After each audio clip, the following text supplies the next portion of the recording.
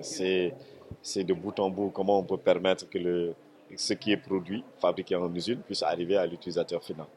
Donc, c'est une fonction support qui permet souvent quel que soit le produit, que ce soit pour les produits quels que soient les biens de consommation, mais là, on est beaucoup plus axé sur le médicament, du fait de sa sensibilité. Donc, c'est une chaîne, et aussi pour la sécurité des patients, on est obligé d'organiser et de sécuriser toute cette chaîne-là pour être sûr que celui qui prendra le médicament le prendra dans les meilleures conditions et aussi pour atteindre aussi des objectifs thérapeutiques qui sont des objectifs du médicament. Pourquoi le choix des médicaments? Alors, le choix des médicaments, parce que les médicaments sont essentiels, c'est vital. La maladie est, est liée à la vie. On peut pas, tant qu'on est des vivants, il est possible et il est même normal que nous tombions souvent malades. Et le médicament fait partie du processus de prise en charge, parce que après que le médecin ait fait son travail, que le laboratoire, que toutes les autres fonctions du diagnostic ont fait le travail. Et la finalité, c'est avoir une thérapie.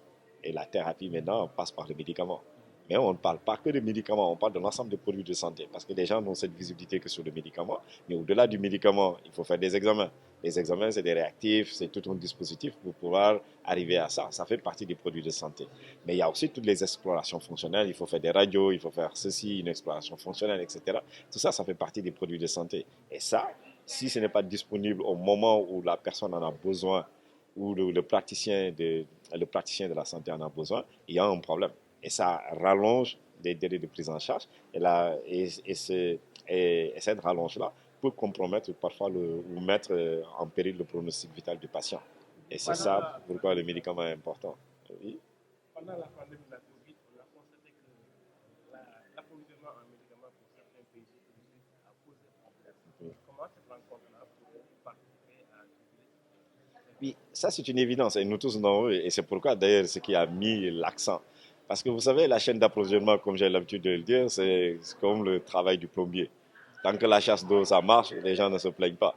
Mais dès lors qu'il y a une fuite ou il y a un truc, c'est là où on passe au plombier. C'est-à-dire que c'est une fonction support. C'est un peu transparent parce que les gens ne voient que le médecin ou le patient. Mais derrière, il y a toute une organisation pour assurer la disponibilité du service et la continuité du service. Et ça, c'est toute une organisation, mais qui reste très transparente.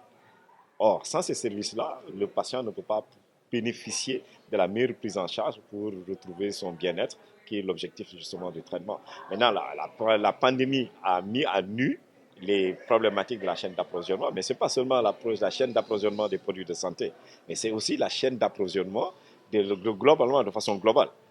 On a vu les masques, on a vu autre chose. Aujourd'hui, on voit que le pétrole, tout a flambé, mais c'est que la chaîne d'approvisionnement est extrêmement importante. Malheureusement, nos pays, du fait de différentes priorités, les gouvernements ont dû faire des arbitrages et l'industrie de la production pharmaceutique a été plus ou moins négligée, si on peut le dire ainsi. Et il nous fallait acheter des produits parce que l'essentiel des produits de santé que nous utilisons sont importés. Maintenant, la réflexion de cet atelier-là, et vous avez vu la présentation du Dr Sall sur le projet Madiba qui a été initié par les autorités du gouvernement qui sont là, et c'est de voir comment on peut retrouver notre indépendance pharmaceutique pour commencer à produire au moins une bonne partie des besoins des produits de santé dont nous avons besoin et ne pas dépendre que de l'étranger.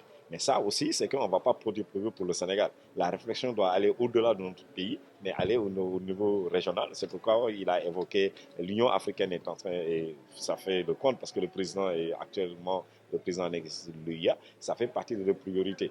Aujourd'hui, de voir comment on peut penser global, mais au niveau du continent pour adresser ces problématiques-là. Parce que ce qu'on a vécu au Sénégal, c'est ce qu'on a vécu aussi dans d'autres pays, même si ça a été à travers le monde, mais ça s'est posé avec beaucoup plus d'acuité dans nos pays. Parlez-nous un peu du projet Exina.